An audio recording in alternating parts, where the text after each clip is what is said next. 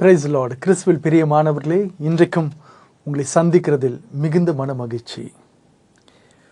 ஒரு சகோதரர் இருந்தார். அவர் திடீரென்று ஒரு சாலை விபத்தில் சிக்கிக்கொண்டார். கைகளில் எல்லாம் எலும்பு முறிவு. கொஞ்ச நாள் சிகிச்சையில் இருந்து மீண்டுமாக அதிலிருந்து வெளியே வந்த உடனே அவருடைய தாயார் இறந்து விட்டார். துரதிர்ஷ்டவசம் அந்த வேதனையிலிருந்து அவர் மீண்டு கொஞ்ச நாள் வருவதற்குள்ளாக வீட்டில் சண்டை நடந்து அவருடைய மனைவி பிள்ளைகளோடு கூட இவரை விட்டு பிரிந்து சென்று விட்டார். அதோடு முடியலைங்க. அதுக்கப்புறம் அவருக்கு வேலை போயிடுச்சு. இப்படி தொடர்ந்து பிரச்சனைகளை சந்திக்கக்கூடிய நபர்களை ஒருவேளை நீங்கள் கூட பார்த்துருக்கலாம். இல்லைன்னா நாம் கூட அதே பாதையில் போகக்கூடிய நபர்களாக இருப்போம். அடுத்தடுத்து பிரச்சனைகளை சந்திக்கும் போது மனம் துவண்டு போய் நாம் வாழ்க்கையே வெறுத்து விடுகிறோம். ஏன் இந்த வாழ்க்கை என்று சொல்லி யாக்கோப்பு ஆதியாகமம் புஸ்தகத்தில் வாசிக்கிறோம். யாக்கோப்பு என்ன செய்தானாக்கா, தன்னுடைய பிள்ளைகள் ஒவ்வொருவராக தான் இழந்து கொண்டிருப்பதாக நினைத்த யாக்கோப்பு, ஒருத்தர் போனால் இன்னொரு பிள்ளை தன்னை விட்டு பிரிந்து செல்வதை பார்த்து யாக்கோப்பு வேதனைப்படுகிறான். ஆதியாகமம் 42 அதிகாரம் 36 வாசிக்கிறோம். அவர்கள் தகப்பனாகிய யாக்கோப்பு அவர்களை நோக்கி, என்னை பிள்ளையற்றவனாக்குகிறீர்கள். யோசேப்பும் இல்லை. பாருங்க, யோசேப்பு சின்ன வயசுல இறந்து போய்விட்டதாக யாக்கோப்புக்கு சொல்லப்பட்டது. ஆகவே யோசேப்பு மரித்து போய்விட்டான் என்று யாக்கோப்பு நினைத்து கொண்டு இருக்கிறான். யோசேப்பு இல்லை, சிமியோன் இல்லை. சிமியோன் இப்போ எகிப்தில் இருக்கிறான். பெஞ்சமினையும் கொண்டு போக பார்க்கிறீர்கள். இதெல்லாம் எனக்கு விரோதமாய் நேரிடுகிறது என்றான். ஒன்றன் பின் ஒன்றாக என் பிள்ளைகள் ஒருத்தராக என்னை விட்டு பிரிந்து போகிறாங்க. யோசேப்பு இல்லை, சிமியோன் இல்லை, இப்போ பெஞ்சமினும் போக போகிறான். இது எல்லாம் எனக்கு விரோதமாய் நடக்கிறது என்று சொன்னான். நாம் கூட அடுத்தடுத்து நம்முடைய வாழ்க்கையில் பிரச்சனைகள் வரும்போது நாம் என்ன நினைக்கிறோம், இதை யாரோ திட்டமிட்டு ஒரு சதி வேலை செய்து நமக்கு விரோதமாக இதெல்லாம் நடந்து கொண்டிருக்கிறது என்று நாம் நினைக்கின்றோம். ஆனால் உண்மையிலே இதெல்லாம் நமக்கு விரோதமாக நடக்குதா? யாக்கோப்புக்கு விரோதமாக தான் இந்த காரியம் எல்லாம் அவருடைய வாழ்க்கையில் நடந்ததா என்றால் நிச்சயமாகவே கிடையாது. ரோமர் 8 அதிகாரம் 28 வாசிக்கிறோம்.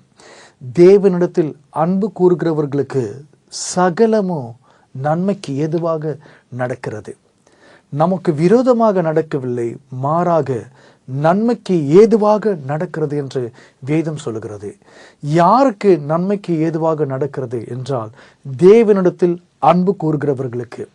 ஒருவேளை இன்றைக்கு நீங்கள் இயேசு ஆண்டவரை ஏற்றுக்கொண்டு அவரை அன்பு செய்யக்கூடிய மகனாக மகளாக இருந்தால், அவரையே நம்பிக்கொண்டிருக்கக்கூடிய பிள்ளையாக இருந்தால், இன்றைக்கு ஒரு நல்ல செய்தி உங்களுக்கு. நீங்கள் தேவனிடத்தில் அன்பு கூறுகிறபடியால் உங்களுடைய வாழ்க்கையில் நீங்கள் தொடர் பிரச்சனையை சந்தித்து கொண்டு இருந்தாலும், ஒன்று போனால் இன்னொன்று வந்து உங்களை தாக்குகின்ற நிலையில் நீங்கள் தவித்து கொண்டு இருந்தாலும், உங்களுக்கு ஒரு நல்ல செய்தி. என்ன தீமை நடந்தாலும் சரி, என்ன வேதனை நீங்கள் அனுபவித்து கொண்டு இருந்தாலும் சரி, நீங்கள் இயேசு ஆண்டவரை அன்பு செய்கிறபடினால், அவரை நம்பி இருக்கிறபடினால், தேவன் சகலத்தையும் உங்களுக்கு விரோதமாக அல்ல, உங்களுக்கு எதிராக அல்ல, மாறாக நன்மைக்கு எதுவாக நடத்த போகிறார். எத்தனை 1000 பிரச்சனை இருந்தாலும் சரி, எல்லாவற்றிலிருந்தும் இயேசு ஆண்டவர் உங்களை விடுதலை செய்ய போகிறார்.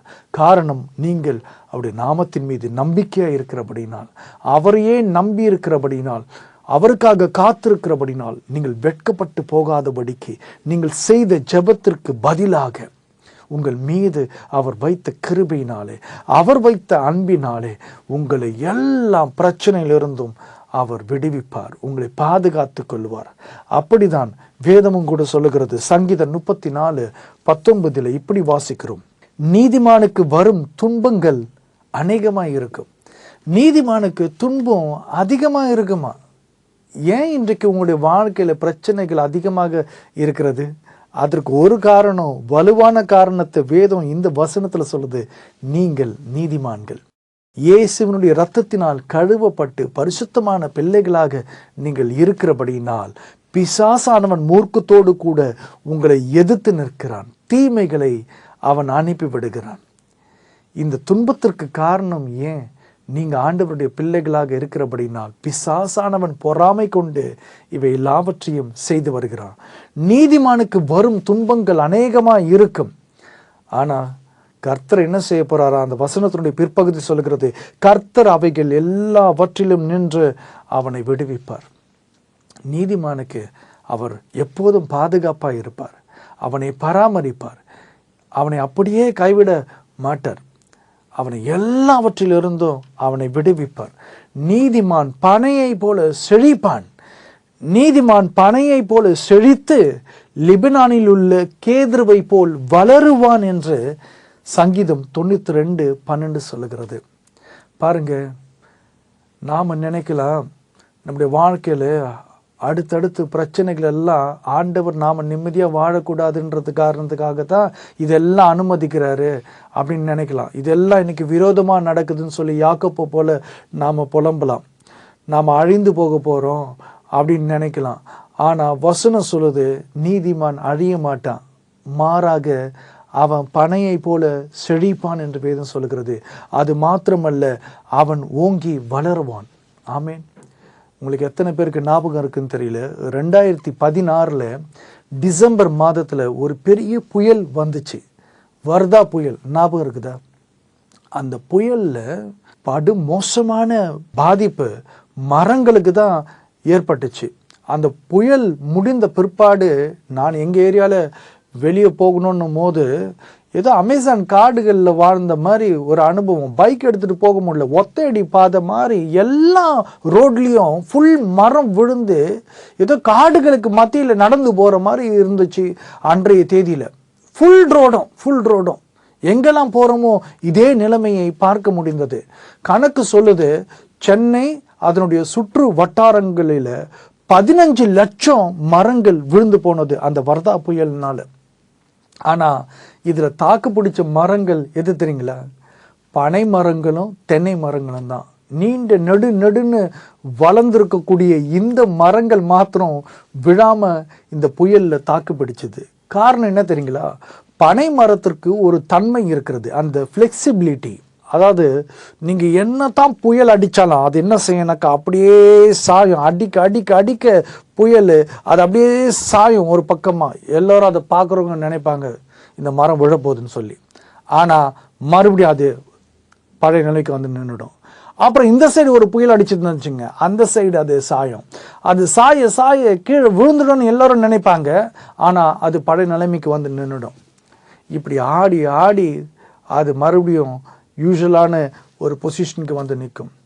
நீங்கள் ஜிம்முக்கு போகிற பழக்கம் இருந்துச்சுனாக்கா, இந்த டம்பிள்ஸ் எடுத்துகிட்டு ஆர்ம்ஸை வளர்க்குறதுக்காக எக்ஸசைஸ் பண்ணும்போது கையெல்லாம் அந்த மசில்ஸ் எல்லாம் பயங்கரமாக வலிக்கும்.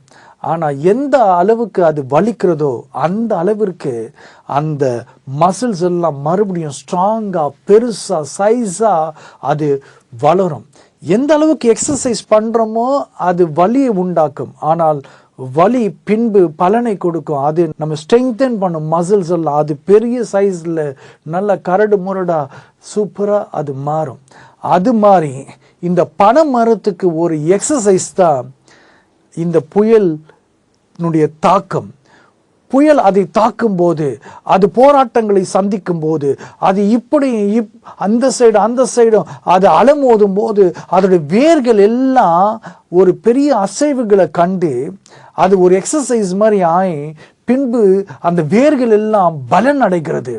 அது புது வலிமை அடைந்து இன்னும் அது மண்ணில் பரவி அது வலிமையை பெறுகிறது.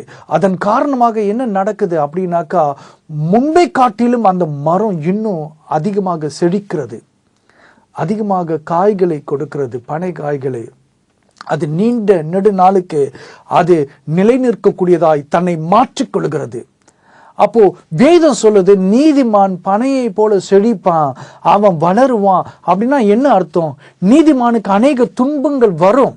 புயல் மாதிரி பனை மரத்து மேல அது அடிக்கும்.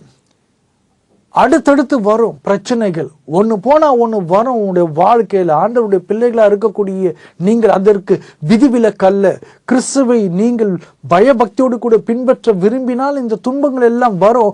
ஆனால் கர்த்தர் என்ன செய்ய போறாருனாக்கா, இந்த தீமைகளை நன்மைக்கு ஏதுவாக மாற்ற போகிறார். இதை உங்களுடைய வளர்ச்சிக்காக அவர் பயன்படுத்த போகிறார். இதை உங்களை பக்குவப்படுத்த, இதை உங்களை முதிர்ச்சி அடைய வைக்க, அநேக அனுபவங்களை உங்களுக்கு கொடுக்க இதை பயன்படுத்த போறார். இது மற்றவர்களுக்கு சாட்சியாக நீங்க நிற்கும்படியா செய்ய போகிறாரு. என்ன ஆக போகுது? புயல் அடிக்க அடிக்க நீங்க எப்படியே சாஞ்சு வீற மாதிரி போக போறீங்க. இந்த உலகம் பார்த்து பரிகாசம் பண்ணி நீங்க எப்போ விழுந்து சாவீங்கன்னு சொல்லிட்டு அதை எதிர்பார்க்க போகிறது. ஆனால் கர்த்தரோ உங்களை தூக்கி நிலைநிற்க வைக்க போகிறார். காரணம், சர்வ வல்லமையுள்ள தேவன் உங்களோடு கூட இருக்கிறார். அவருடைய பிள்ளைகளை அவர் நிச்சயமாக கைவிட மாட்டார். எல்லா புயலிலும் அவர் உங்களோடு கூட இருப்பார். உங்களுடைய படகு கவிழ்ந்து போகாது. காரணம், கர்த்தர் உங்களோடு கூட பயணிக்கிறார். நீங்கள் பனை மரத்தை போல செழிப்பீர்கள், வளர்வீர்கள். இந்த போராட்டம் உங்களை வலுவடைய செய்ய போகிறது. ஆமென். யோபுனுடைய வாழ்க்கையை பாருங்க. அவன் தன்னுடைய சொத்தை எல்லாம் அவன் இழந்து போனான். அடுத்து அவனுடைய பிள்ளைகளை எல்லோரையும் இழந்து போனான். தன்னுடைய உடல் சுகத்தை இழந்து போனான். தன்னுடைய மரியாதையை இழந்து போனான். தன்னுடைய மனைவிக்கு முன்பதாக, தன்னுடைய நண்பர்களுக்கு முன்பதாக. அடுத்து அடுத்து அடுத்து அடுத்து அவனுடைய வாழ்க்கையில பிரச்சனைகள், பாடுகள்.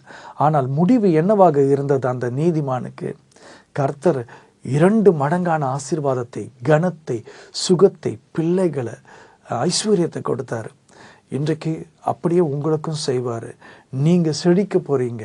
நீங்கள் கர்த்தருக்கு சாட்சியாக இருக்க போகிறீங்க. இந்த போராட்டத்தினுடைய முடிவில் என்ன நடக்க போகுது அப்படின்னாக்கா, நீங்கள் பன்மடங்கான ஆசீர்வாதத்தை பெறுவது மாத்திரமல்ல, உங்கள் வழியாக இயேசுனுடைய நாமம் மகிமை அடைய போகிறது. அநேகர் அதை பார்த்து ஆண்டவர் மீது நம்பிக்கை வைக்க போகிறார்கள். ஆண்டவரை அவர்களும் பின்பற்ற போகிறார்கள். அவர்களும் இயேசு ஆண்டவரிடத்தில் ஜெபிக்க போகிறார்கள். இந்த போராட்டங்கள், தொடர் பிரச்சனைகள், போராட்டங்கள் உங்களுக்கு விரோதமாக நடக்கவில்லை, உங்களை அழிப்பதற்காக வரவில்லை. ஒருவேளை அப்படி வந்தாலும் இயேசு கிறிஸ்து அதை நன்மைக்கு ஏதுவாக மாற்றப் போகிறார். அதை உங்களுக்கு ஆசீர்வாதமாக மாற்றப் போகிறார். உங்களுடைய வளர்ச்சிக்காக அதை மாற்றப் போகிறார். நீங்கள் ஓங்கி வளர போகிறீர்கள். நீங்கள் மேன்மை அடைய போகிறீர்கள். கர்த்தர் உங்களை பாதுகாத்துக் கொள்வார். பிரியமானவர்களே, ஆகவே ஆண்டவரை நம்பி இருங்கள். எத்தனை போராட்டம் வந்தாலும் ஏசப்பா என் கூட இருக்கிறாரு, நான் செழிக்க போகிறேன் என்று சொல்லுங்கள்.